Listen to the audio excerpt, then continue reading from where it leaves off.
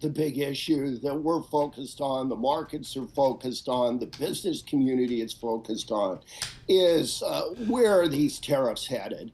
And I think it's encouraging that we got these 30-day reprieves for Canada and Mexico, but it hardly answers the question of what will these tariffs look like in a year or two, and then what are the spillovers from these tariffs into macroeconomic performance. And this is just something we haven't seen literally for decades. You might say, well, he had tariffs during his first term. It feels like he really means it this time. So what does the economics show you? I mean, I think the thing I've heard probably most frequently, and we've heard most frequently, is that if nothing else, tariffs are inflationary. Maybe the change in immigration policy, it will be inflationary. Are those valid concerns? Are they material concerns? You know, when we look at the traditional economics, I think that we conclude that tariffs are a lose-lose proposition. And that's largely why policymakers have stepped back from them over the years. And indeed, in the United States, if we put tariffs on, that's likely to mean higher prices and increased price pressures in the United States, reduced real incomes, lower real GDP growth, and it also lowers real GDP growth abroad.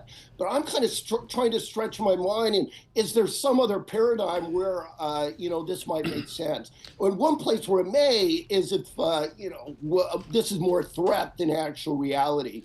But I don't have any confidence of that at this stage. Nathan, with all your work at the IMF and such, I think what's so important here is the separation of goods, exports and imports from services, exports and imports. Within the debate, I see services ignored. Do tariffs affect American services and our use of other nations' services? Absolutely brilliant point, critical point, Tom, that over the last, let's say, 15 years, a lot of the growth of trade that we've seen has been more in services than goods. And the reality is that it is harder to put tariffs on services than it is on goods. So when I think about where these tariffs are going to land, I assume primarily it's going to be on goods. But it wouldn't surprise me if in the years ahead, the Trump administration explores ways that it can increase its capacity to put tariffs on services. One final point is that the U.S. is the services superpower. And so when you start thinking about tariffing services, you may be opening a door that other countries can use even more effectively and more powerfully than the U.S. And that may give the administration incentive to stay more focused on goods. But I think that that's a set of questions that has not been fully explored or litigated yet.